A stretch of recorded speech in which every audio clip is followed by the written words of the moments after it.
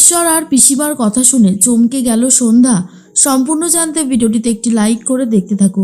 গল্পের শুরুতেই দেখা যায় আরতিকে নিয়ে সবাই মিলে যখন কথা বলছিল তখন আরতি এসে বলে, তোমরা আমাকে নিয়ে অত ভেবো না গো, বৌঠান আমার জন্য যা ভেবেছে সেটা এতদিনে তোমরা কেউই আমার জন্য ভাবোনি।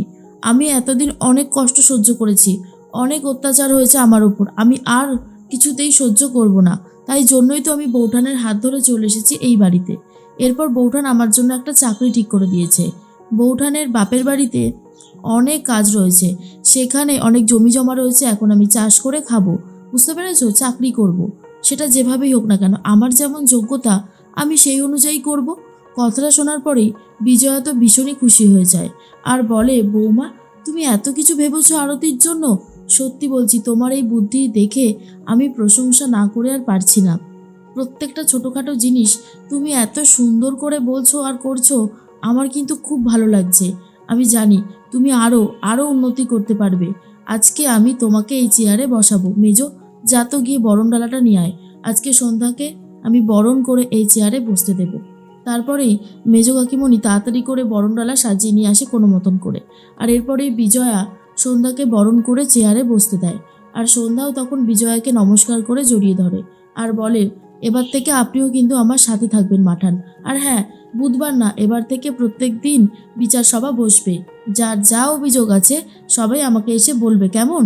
এরপর সবাই বলে, সত্যি সন্ধ্যা, তুমি এই যে চেয়ারে বসলে তাতে আমরা অনেক নিশ্চিন্ত হলাম যে বিচার তো পাবোই, সুবিচারই পাবো আর সাথে একটা সমাধানও পাবো। সত্যি আমার খুবই ভালো লাগছে।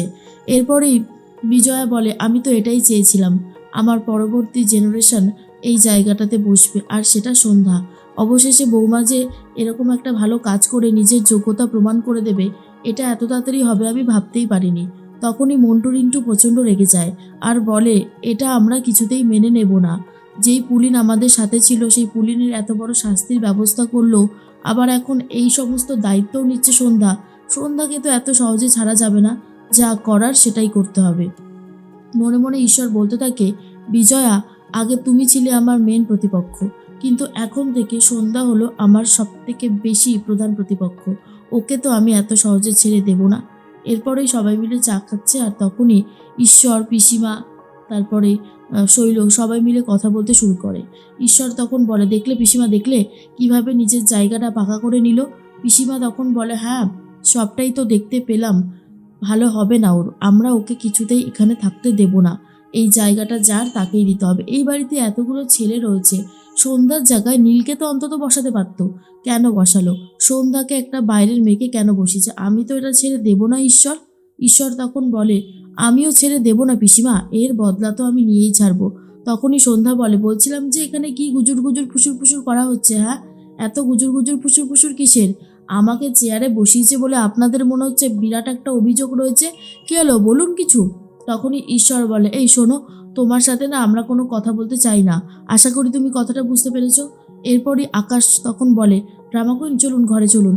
এর মধ্যেই সন্ধ্যা বলে, শুনুন, আমি কিন্তু এবারে আপনার নামে নালিশ করবো, আবার আপনার বিচার আমিই করব। কথাটা শোনার পর আকাশ বলে, বাহ, আপনি তো এটা বেশ ভালো বলেছেন, আপনি আমার নামেই কমপ্লেন করবেন, আবার বিচারটাও আপনি করবেন, সাজাটাও আপনি দেবেন, তা বলুন কি সাজা দেবেন? এরপরেই তখন সন্ধ্যা বলে, আমার স্মৃতি ফিরিয়ে দিচ্ছেন না কেন আপনি? আমি সেটা নিয়ে বলবই। আপনি আমাকে কলকাতার ডাক্তারের কাছে নিয়ে চলুন, ওখানে অনেক বড় বড় ডাক্তার আছে, আমাকে ঠিক করিয়ে দিতে পারবে। আকাশ তখন বলে, কলকাতা যাওয়ার কি আছে, আমাদের গ্রামেও ভালো ভালো ডাক্তার আছে, আমি আপনাকে তাদের কাছেই নিয়ে যাব। সন্ধ্যা তখন বলে, আমাকে অন্য কোনো ভালো ভালো ডাক্তারের কাছে নিয়ে যেতে হবে না, কলকাতাতেই নিয়ে চলুন। এই শহরের, এই গ্রামের সব কিছু তো আপনাদের চেনা, আর আপনাদেরও চেনে না এমন কোনো মানুষ নেই এখানে, তাই কলকাতায় যাব, বুঝেছেন? এরপরে আকাশ বলে, মহা মুশকিল হলো তো। এরপর সন্ধ্যা বলে, তার মানে আপনি আমার স্মৃতিশক্তি কোনোভাবে নষ্ট করেছেন, তাই তো? তাই আমার স্মৃতিশক্তি ফিরে আসুক সেটা আপনি কোনোভাবেই চাইছেন না। তখনই সন্ধ্যার কথা শুনে আকাশ খুব ভেঙে পড়ে আর বলে, দেখুন, আপনি আমাকে যা অভিযোগ দেবেন দেন, কিন্তু এই কথাটা অন্তত বলবেন না যে আমি আপনার স্মৃতিশক্তি নষ্ট করেছি। আমার কিন্তু এই কথাটা শুনলে খুবই খারাপ লাগে।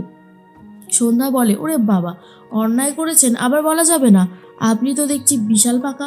আকাশ তখন বলে, ও আবার কি কথা?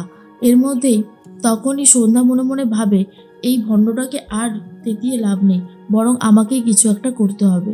এর মধ্যেই বিজয়া সবাইকে বলে, শোনো, আমি ঠাকুরমশাইকে ফোন করেছিলাম।